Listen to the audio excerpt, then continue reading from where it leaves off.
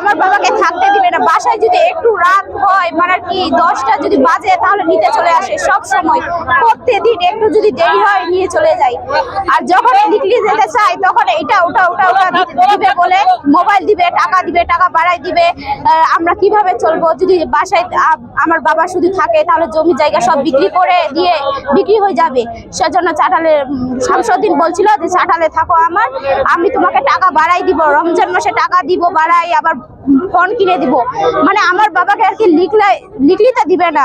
হয়তো কিছু শামসুদ্দিন কিছু ওখানে চাটালে কালো ব্যবসায়ী করতো, আমার বাবা জানে, সেজন্য আমার বাবা লিখলে যেতে চাইলেই তাকে লিখলেতে দিবে না। এখন হয়তো আমার বাবা বলছিল কি লিখলে যাবে, রমজান মাস লিখলে যাবে, সেজন্য হয়তো রোজা রাখার আগে আমার বাবাকে মেরে ফেলছে। আমার বাবা বলছিল যে হচ্ছে আমি লিখলে যাব, কিন্তু লিখলে যেতে দিল না। আমার বাবাকে তার আগে মেরে ফেলা হলো। সবকিছু শামসুদ্দিন জানে, হয়তো আমি এটাও জানি, হয়তো শামসুদ্দিনই আমার বাবাকে মারছে।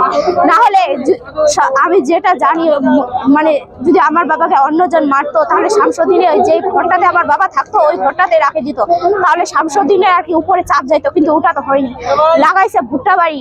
কিন্তু ওই ভুট্টা থেকে যদি সোজা হচ্ছে রাস্তায় উঠাতো তাহলে আমার বাবাকে গাড়ি দিয়ে বা বলতো যে অ্যাক্সিডেন্ট করছে সেজন্য মারা গেছে।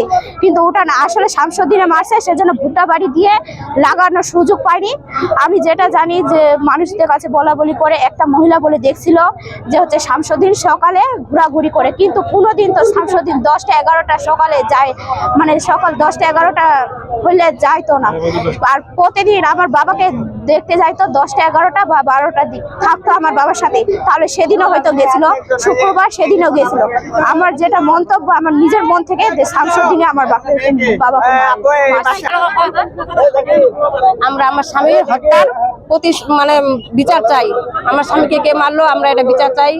এত নির্মমভাবে মারলো, ওটা ইমাম মানুষ কেন এইভাবে মারলো, আমি তার বিচার চাই, আর কিছু চাই না। যে এভাবে যে মারলো, আমার স্বামীকে উঠা নিয়ে গেল, শামসুদ্দিন তো রাখছে ওখানে নাকি, শামসুদ্দিন সবকিছু তো জানেন, শামসুদ্দিন তো সবকিছু বলতে পারবে। তা আমার স্বামী কি হয়েছে নিয়ে হয়েছে, সে তো আমার স্বামীর কাছে রাত 12টার সময় দেখা করতে যায়, সেদিনও গেছিল, সেদিনও তো দেখা করতে গেছিল, সব তো বলতে পারবে।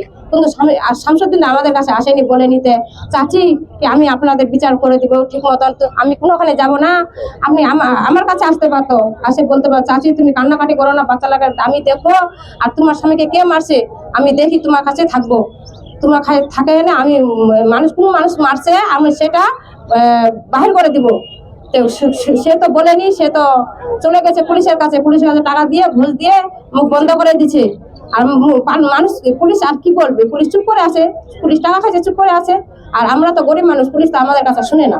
আমরা শুধু আমার স্বামীর হত্যার বিচার চাই, এটাই চাওয়া, আর কিছু চাওয়া না। আমার শামসুদ্দিনকে ধরলে সবকিছু বাইর হয়ে যাবে।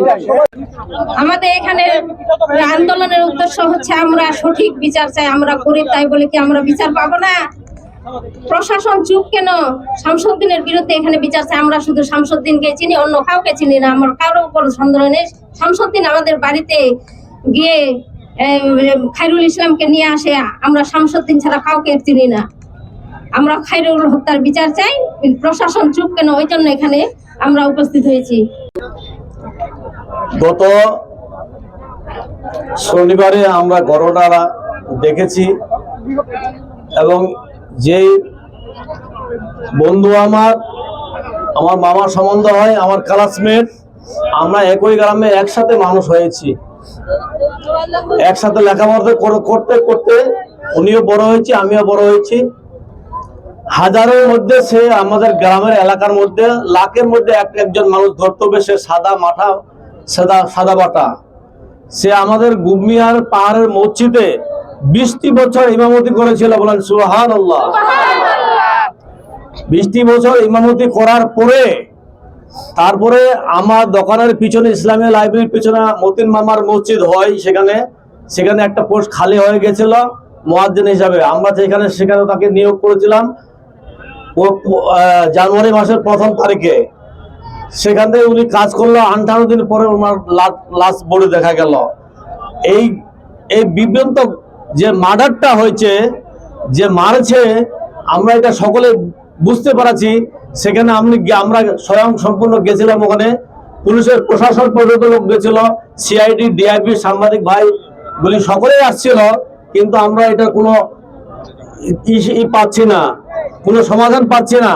আমি সরকারের কাছে, ডিআইবির কাছে এবং সাংবাদিক ভাইয়ের কাছে, সকলের কাছে অনুরোধ করতেছি, বাংলাদেশের যতগুলি প্রশাসনের লোক আছে সকলের কাছে অনুরোধ করছি, আমরা এটা সুস্পষ্ট যেন একটা বিচার চাই, এবং এই বিচারের সাথে এই হত্যার সাথে যারা জড়িত আছে, বিশেষ করে মিল মালিক যে শামসুদ্দিন ভাই আছে, অবশ্যই এই শামসুদ্দিন ভাই এটার কিছু জানে, এবং যারা ওই মিলের কাজকর্ম করত তাদের সাথে ওরা জড়িত ছিল। এটা শামসুদ্দিন ভাইকে ধরলেই, রিমান্ডে দিলেই এটা আমরা বিচার একটা রায় পাবো ইনশাআল্লাহ। আমি এখান থেকে আমার বক্তব্য শেষ করছি।